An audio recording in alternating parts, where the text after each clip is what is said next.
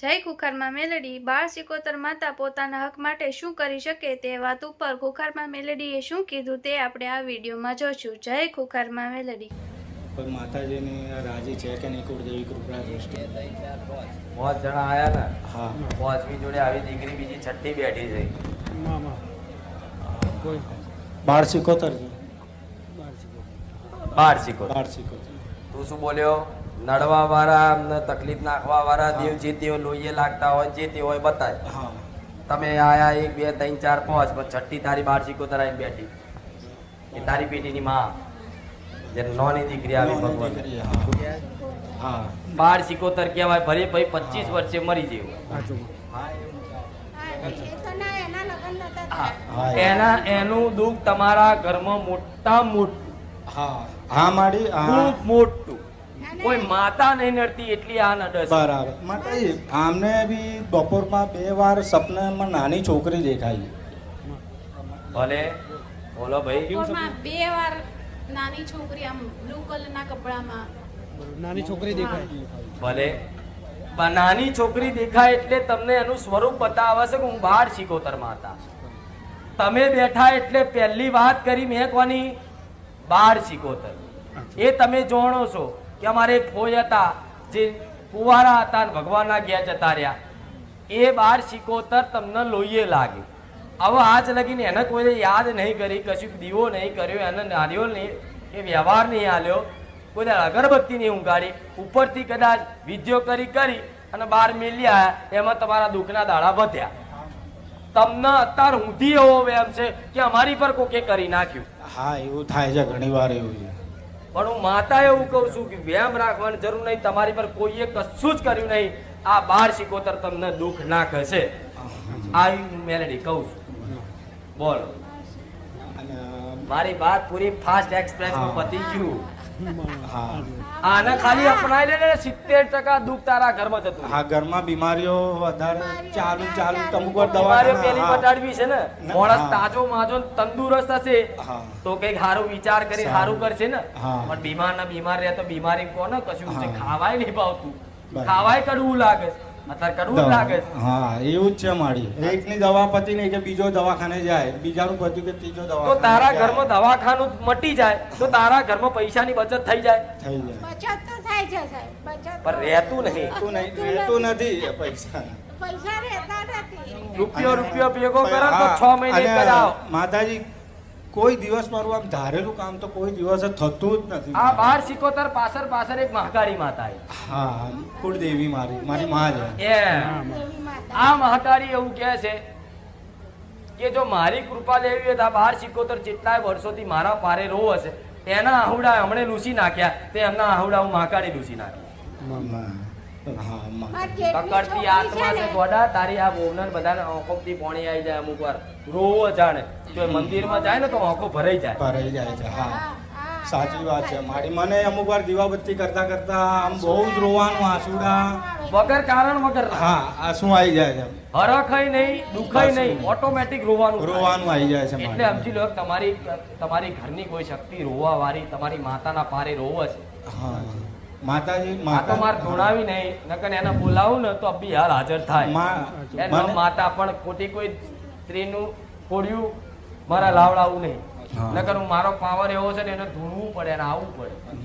પણ મને આ બધા ધૂણન બહુ ગમતું નહીં. હાચું નહીં? એટલે ખાસ મોની જાઓ, સમજી જાઓ. એના નામથી 5 કુવાસીઓ જમાડો, બરોબર? એને બિહાડી એના માટે સારા કપડા ને શણગાર બણગાર લાયા લો, હા, બરાબર. ચોલ્લા બોલ્લા કરી પૂજા કરો. પૂજા. હું એવું કહું છું 1 મહિના પછી તું તાર મને કહેવા આવજે કે મારી 1 મહિના પછી હવે જેવું લાગ્યું અને મને એ ના કહેવા આવું તો બાર સેવકનો અનુભવ કહી દેજે આવું મેરેડી ના, કહીશ મારી. જરૂર કહીશ. પાકું ને? હા, હા, પાકું. હા, ભલે રામ. હા. જાવ તાર મહાકાળી માતાએ પાવાગઢ જવાનું ગોઠવી આલીશ. હા, વાંધો નહીં. રામ મારી.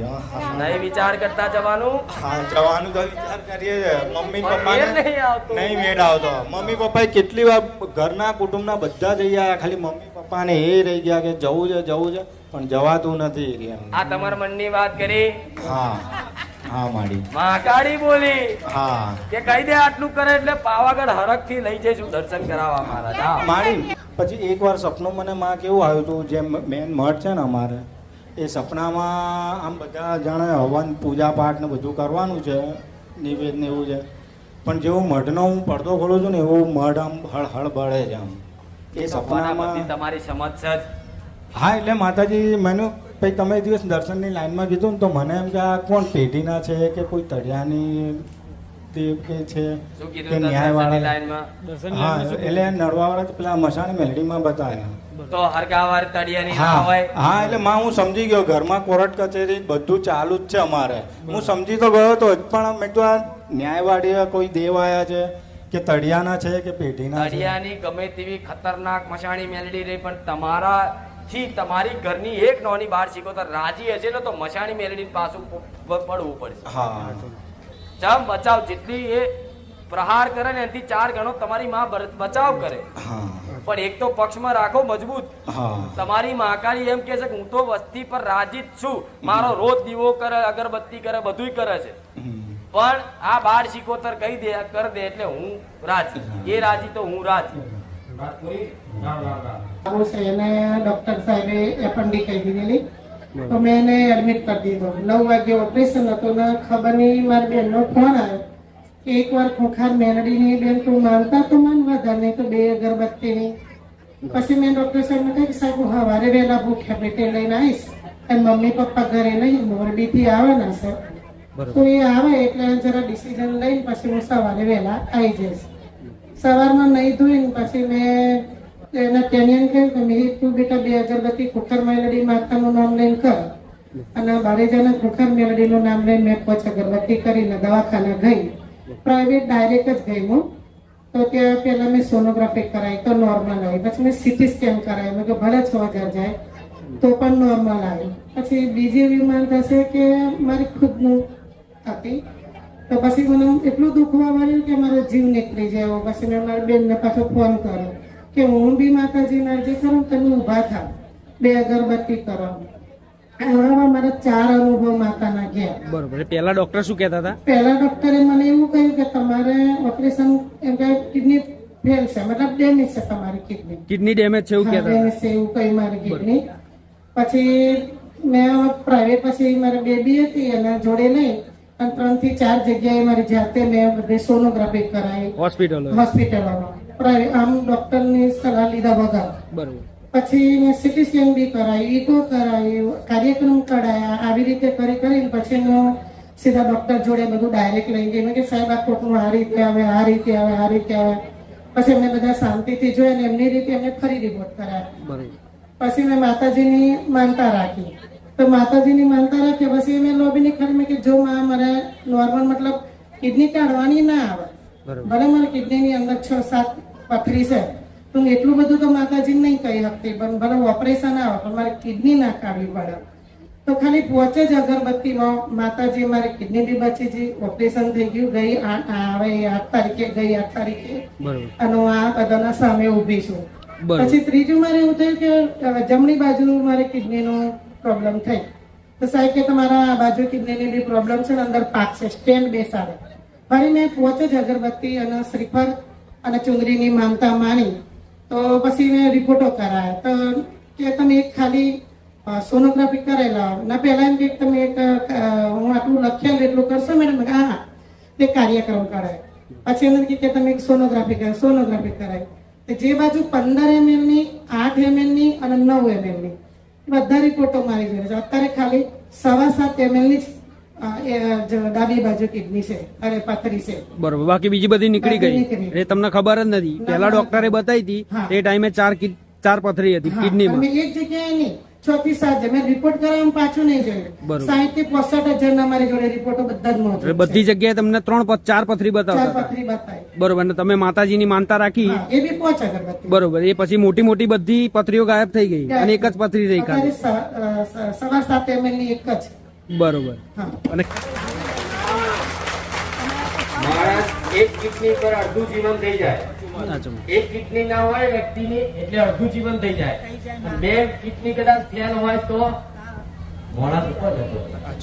નજર વામે ઉભા અચ્છા 3 વાર મારી ગાંઠ થઈ, 3 વાર. કુકાર મેલડીની 5 અગરબત્તી કરો થઈ ગયું. હા, થઈ ગયું માં.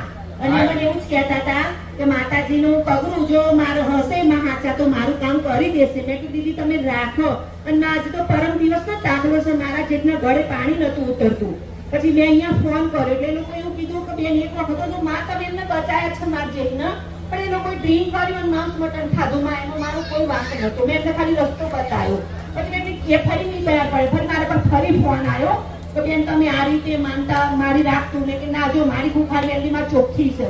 હું આ બધી મેટરમાં હું નહીં કરું. તમને વિશ્વાસ હોય તો તમે તમારી જાતે માનતા રાખો. ખાલી હું પગરીશ મારી માને. માં આ 2-3 દિવસથી પાણી બી નતું ઉતરતું અને ના તમારી એટલી દયા છે કે આ સવારે એમણે ખાધું, ખાવા માંડ્યા. માં. હા, જમી લીધું માં. મારી માનો એટલો પરચો છે ને કે ખાલી મારા જે ગામડે બોર થતો હતો બધાના નામ આયા હતા. મારા નામ નતો. મને દુઃખ થયું કારણ કે મેં 2 જ રવિવાર ભર્યા હતા. મને એટલું દુઃખ થયું. ખાલી માતાજી મેં અરજી કરી માં બધાના પાણીના બોર આયા અને ખુખારમાં તું મારી પાછળ છું, મારો બોર કેમ ના આવ્યો? રાતે 8 વાગે ફોન આવ્યો મારા પર ગામડેથી તો બેન તમારો પાણીનો બોર કાકી આવી ગયો છે અને તમે સવારે વહેલા ઘેર આવી જજો. બરોબર. પછી તમે મારે કીધું મારે રવિવાર આવે અને કેવી રીતે જવું એમ, મારે રવિવાર ભરવાનો. પછી એક આખો દાડો મારે ફેરવી નાખ્યો. સોમવાર કરી દીધો એ મારો બોર આવવાનો. ત્યાં ગઈ બોરની અંદર પાણી ઓછું હતું. બધા કે પાણી તમારે બોર નહીં આવે. ફરીને અમારે ખુખાર મેળડીમાં ખાલી અરજ જ કરી તો માં તારું નામ જેવું ખુખાર મેળડી છે એવું ખમકારા મારતું પાણી ના આવી જાય. તો એ રીતે પાણી બી આવી ગયું મારા બોરમાં. હવે હાલ મારા મોટર બી માને અરજી કરી માં મોટર મારી ઠેલા કર તો મોટર ના આવી જાય. તો મારી માએ મને મોટર બી લઈ આપી. મોટર તો લઈ આપી પણ ગ્રામ પંચાયતમાં મોટર પડી રહેલી કોઈ મારા ઘરે લાવે એવું નતું ગામડે. એ બી મેં હજી પરમ દિવસ જ મારી માને અરજી કરી બેઠા. મારા ઘરવાળા મારા બાદલાને કહેતા હતા બેટા આપણી મોટર તો આવી ગઈ પણ હવે કોઈ ઘેર લાવે એવું નહીં. પછી મેં કીધું માં તું બેઠી છું મને આટલી કષ્ટા. તરત જ એક 10 સેકન્ડની અંદર ફોન આવ્યો મારા ભત્રીજાનો મારામાં કે કાકા ક્યાં ગયા? મેં તાર કાકા બહાર છે બેટા. મેં શું કઈ થયું? મેં મારા મનમાં મારા જેઠ બીમાર છે કઈ થઈ ગયું? તો કે ના તે કાકી તમારી મોટર મારે ઘેર લાવવાની છે, ક્યાં પડી? તમે મને કહો હું જઈને લઈ આવું. એટલે મારી મોટર બી ઘેર આવી ગઈ. અને એવા તો નાના મોટા મારા બહુ ખર્ચા મારી માએ કર્યા છે. એટલે આખો બોર તમને કમ્પ્લીટ કરી આપ્યો માતાજી. કમ્પ્લીટ મારું ઘર માને ખાલી અરજી પાણી પીવાનું નતું, જેટલા એકબીજા થઈ ગયા તો મત ખાતું તો એમાં જો માં એ મારો ખાધું એટલે એવું થયું ને. હા માં બચી ગયા હતા પણ એમને ખાધું એટલે એવું થયું માં. પહેલા મેં માનતા માની હતી માં. પછી મેં એમના હાથ ઊંચા કર્યા કે મારી માં ચોખ્ખી છે એટલે આ હું નહીં રાખું માનતા. તમારો વિશ્વાસ હોય તો એમને વિશ્વાસથી કર્યું માં. અને આવી ગયું મારા આવતા રવિવારે મેટર છે એટલે મારા જેટને લોકો લઈને આવશે. મારા ભાણીને બી એવું થયું ચમત્કાર જેવું. એમને શું થયું હતું? એમને બહુ બધા એમના રિપોર્ટ મારી બેબી છે એની બહુ રિપોર્ટો કર્યા. ઘડીકમાં પેટમાં બી થયા, તે સ્કૂલ બી બંધ થઈ ગઈ છે, નથી જતી. મારાથી હું 3 દિવસ જ લઈ ગઈ. ખાલી સવારે નાહી ધોઈને અગરબત્તી કરે ને તેને 3 થી 4 દિવસ. આજે 2 દિવસ એને ઘેર લઈને આવીશું પણ એને કશું જ સર નહીં. બરોબર. એટલે પેલા રિપોર્ટ ને બધું હા એમને રિપોર્ટમાં કઈ નતું બતાવતું, તકલીફ રહેતી હતી એમને કે બ્લડ ની અંદર એમ કે તમારે કઈક પેલે છે અને કાઉન્ટ વધેલા, ઘડીકમાં ઘટેલા, આવા બધા પ્રોબ્લેમો આવતા. તો ખાલી ફ્રૂટ ઉપર હતી. બરોબર. ઓનલી વન ખાલી ફ્રૂટ જ ખાવાનું. બરોબર. મારા ત્યાં લઈ ગઈ ને તો ટોસ્ટ રોટલી બધું જ ખાતી થઈ ગઈ એના ઘેર. બરોબર. ખાતા થઈ ગયા અત્યારે સારું થઈ ગયું એમ પેલા કરતા. સારું થઈ ગયું. બરોબર.